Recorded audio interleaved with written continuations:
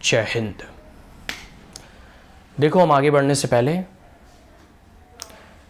भारत के महान स्वतंत्रता सेनानी जिन्होंने अपना पूरा का पूरा जीवन इस राष्ट्र पर, इस मिट्टी के लिए, इस मातृभूमि के लिए समर्पित कर दिया, जिन्होंने अपनी पूरी जिंदगी जो है इस देश की सेवा के लिए खपा दी, देश की आज़ादी की लड़ाई में जिनका बहुत योगदान है और जिनके बिना भारत का इतिहास अधूरा है। आज जो है हम वीर सावरकर के सानिध्य और उनके जो है ना चरण, कह सकते हो कि चरण स्पर्श करता हूँ, उनकी महानता की बखान करता हूँ। और जो भी विरोधी और कांग्रेसी हमेशा वीर सावरकर को बुरा भला कहते हैं या फिर उन्हें स्वतंत्रता कह सकते हो कि सेनानी मानते ही नहीं थे अब तक, और जिन्हें इतिहास के पन्नों में, इतिहास की किताबों में बच्चों को पढ़ाया नहीं गया, लोगों को बताया नहीं गया, ताकि पूरी की पूरी भारत जो है, पूरी के पूरे भारत की आने वाली पीढ़ी सिर्फ एक पीढ़ी और एक परिवार को पूजता रहे, जैसे आज़ादी जो है सिर्फ कांग्रेस और कांग्रेस के परिवार ने ही दिला दिया। तो ऐसे जितने भी अनसन फ्रीडम फाइटर हैं, तो धीरे धीरे मोदी जी के आने के बाद सारे जो है, चाहे वीर सावरकर हों या फिर बिरसा मुंडा हों या जितने भी वीर कह सकते हो कि स्वतंत्रता सेनानी थे अपार्ट फ्रॉम द कांग्रेस और एक कह सकते हो कि परिवार को छोड़कर, सब लोगों के अब जो है, जैसे अभी डॉक्टर अंबेडकर के पंचतीर्थ बन रहे हैं, सरदार पटेल की ऊंची इमारत बना दी गई, ठीक है। उसी प्रकार जो है चंद्रशेखर आज़ाद हों या फिर ट्राइबल म्यूजियम हो, जितने भी आदिवासी लोगों का जो है भारत की आज़ादी में योगदान रहा हो, उनका म्यूजियम बनाया जा रहा है। तो ये सब सारी चीज़ें हैं जो मोदी जी के द्वारा किया जा रहा है। अब मैंने वीर सावरकर का जो है इस वीडियो में सर्वप्रथम नाम इसलिए लिया कि क्योंकि 28 मई जो है वीर सावरकर जी की जन्म जयंती है, और उसी दिन, उसी कह सकते हो कि उनके जन्म जयंती के उपलक्ष्य में ही हमारे देश का भी नया संसद भवन बनकर तैयार है, और जिसका उद्घाटन प्रधानमंत्री मोदी जी के द्वारा किया जाएगा। और इसको लेकर सारे के सारे कांग्रेसी, सारे के सारे विपक्षी जो है विरोध कर रहे हैं। और वह इसलिए कर रहे हैं क्योंकि उन्हें लगता है कि आज़ादी सिर्फ उनके परिवार वालों ने दिलाया है, आज़ादी सिर्फ कांग्रेसियों ने ही दिलाया है, और अन्य जितने भी स्वतंत्रता सेनानी थे उनका आज़ादी में कोई योगदान ही नहीं है। और तो और अभी जैसे देखिए, कह सकते हो कि ऐसे कई फ्रीडम फाइटर आप देखोगे कि जिनका इतिहास में कोई वर्णन ही नहीं मिलता। अगर आप इतिहास की किताबों को पढ़ोगे ना, तो आपको सिर्फ एक पार्टी का इतिहास पढ़ाया जाता है, और उसके बाद जितने भी आंदोलन हुए, जितने भी रिवोल्यूशनरी या फ्रीडम फाइटर हुए, जितने भी क्रांतिकारी योद्धा हुए, उनके बारे में किताबों में उनका जिक्र ही नहीं मिलता, उनका वर्णन ही नहीं मिलता। लेकिन प्रधानमंत्री मोदी जी के आने के बाद ये सब चीज़ जो है, कह सकते हो कि अपने तरीके से कर रहे हैं। और जिन जिन लोगों ने चाहे रत्ती भर भी देश की आज़ादी में योगदान क्यों ना दिया हो, उनकी भी प्रशंसा होनी चाहिए, उनकी भी प्रतिमाएं हर चौराहे पर लगनी चाहिए, उनकी भी फ़ोटो जो है, कह सकते हो कि सभी के घरों में होना चाहिए, और उनका भी जो है जीवनी को लोगों को पढ़कर बताया जाना चाहिए, आने वाली पीढ़ियों को बताया जाना चाहिए, ताकि आने वाले बच्चे जो है, जैसे भगत सिंह, चंद्रशेखर आज़ाद, राजगुरु सुखदेव सिंह के जीवन से प्रेरणा ले सकें और जो है उनसे सीख सकें, और क्रांतिकारी योद्धा और फौलादी शरीर बना सकें, मातृभूमि पर अपने आप को समर्पित कर सकें, अपना जीवन जो है दे सकें। अब देखो, संसद भवन का निर्माण जो है अंग्रेजों के शासनकाल में हुआ था, जो अभी वर्तमान संसद भवन जिसमें चलता है।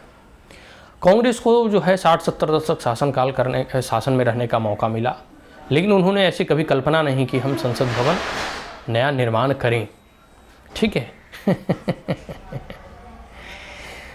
चलो, उनको ट्रांसफ़र ऑफ पावर के जरिए जो है सत्ता मिला था, तो सत्ता की रोटियां वो सेक रहे थे, ठीक है। और उनको मतलब कह सकते हो ना कि अंग्रेज़ों के प्रतीक चिन्हों से कोई ऐसा विशेष नफरत भी नहीं था, क्योंकि कुर्सी मिल चुकी थी तो ऐशो आराम की वो ज़िंदगी जी रहे थे। लेकिन मोदी जी के आने के बाद अब नया संसद भवन का निर्माण हुआ। तो जब संसद भवन की नींव रखी जा रही थी, जब संसद भवन को जो है कह सकता का निर्माण कार्य जो है प्रारंभ होने वाला था, इस प्रोजेक्ट को लॉन्च करने वाले प्रधानमंत्री मोदी थे, उसी वक्त जो है सेंट्रल विस्टा प्रोजेक्ट के खिलाफ, ठीक है, इतना विरोध हुआ कि कांग्रेसी वगैरह सब जो है सुप्रीम कोर्ट गए, हाई कोर्ट गए, लेकिन सुप्रीम कोर्ट और हाई कोर्ट ने सारे पिटीशन को खारिज कर दिया, यह कहते हुए कि यह जो संसद भवन बनाए जा रहे हैं यह कोई सामान्य बिल्डिंग नहीं है, बल्कि यह नेशनल इम्पोर्टेंस की एक बिल्डिंग है, एक धरोहर है। ठीक है। तो उस वक्त तो ये लोग फेल हो गए। अब जब वो बनकर तैयार हो गया है तो देखो कांग्रेसियों को जलन लग रहा है। मोदी जी कहते हैं ना कि जो भी चीज़ का हम नींव रखते हैं उद्घाटन हम ही करते हैं।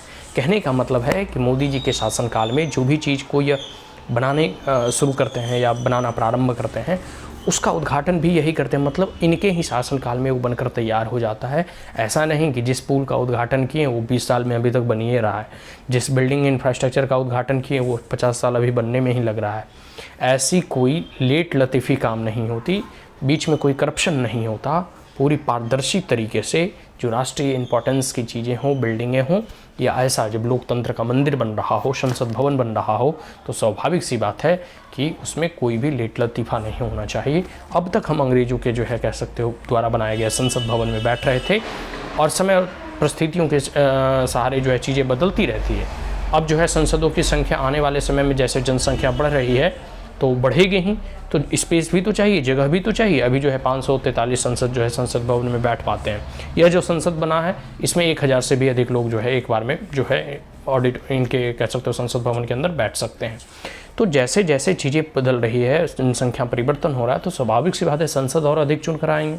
तो और अधिक अगर चुन कर आएंगे तो उसके लिए अधिक जगह की भी आवश्यकता होगी। और इतने लंबे समय के बाद आज़ादी के 70-80 साल होने जा रहे हैं, यह जरूरी है कि भारत का अपना बनाया गया संसद भवन हो, ठीक है, ताकि भारतीय गर्व की अनुभूति कर सकें। और जो पुराने संसद भवन है वो अब रिपेयरेबल भी नहीं है, मतलब उसको रिनोवेट किया गया, कई बार उनकी रिपेयरिंग की गई, लेकिन अब वो खतरे से खाली नहीं है। तो किसी भी एंगल से अगर आप देखो तो यह ज़रूरी है कि अब जो है अपना संसद होना चाहिए। लेकिन इसके नींव डालते ही जो है कांग्रेसी वगैरह जितने भी पक्ष सब विरोध करना प्रारंभ कर दिए।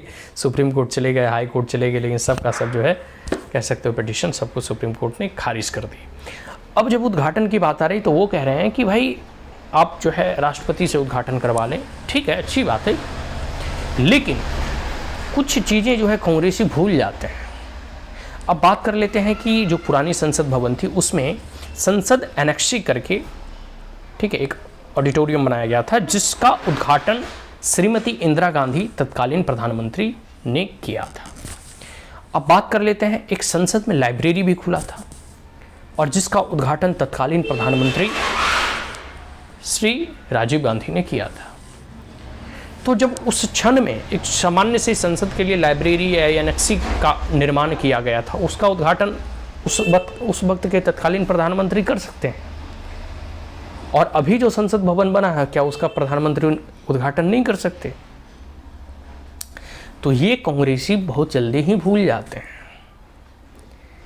कि जब अपना शासनकाल आता है तब जो है कह सकते हो कि अलग ही बात होता है, और जब मोदी जी का शासनकाल आता है, शासन पीरियड होता है, और इनके द्वारा इनका जो ड्रीम प्रोजेक्ट था सेंट्रल विस्टा या फिर संसद भवन का निर्माण करना, लोकतंत्र के मंदिरों का निर्माण करना, तो इसका उद्घाटन। और एक और आपको प्रसंग याद होगा कि जब अशोक स्तंभ का उद्घाटन प्रधानमंत्री ने पूजा पाठ करके कराया था ना, उस वक्त भी कांग्रेसी चिढ़ गए थे, यह कहते हुए कि यह जो शेर है ना यह बहुत ही आक्रामक है। तो भाई शेर का रूप जो है हंसी मजाक वाला अच्छा नहीं लगता, शेर का मतलब ही है आक्रामकता, ठीक है।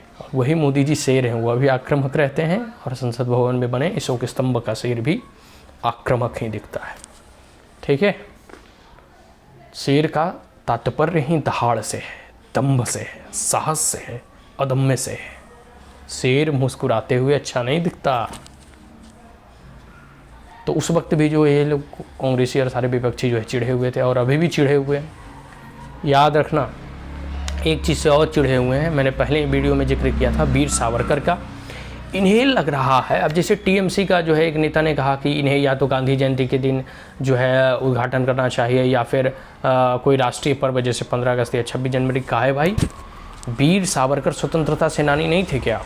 वीर सावरकर ने आज़ादी मतलब देश की आज़ादी में योगदान नहीं दिया क्या?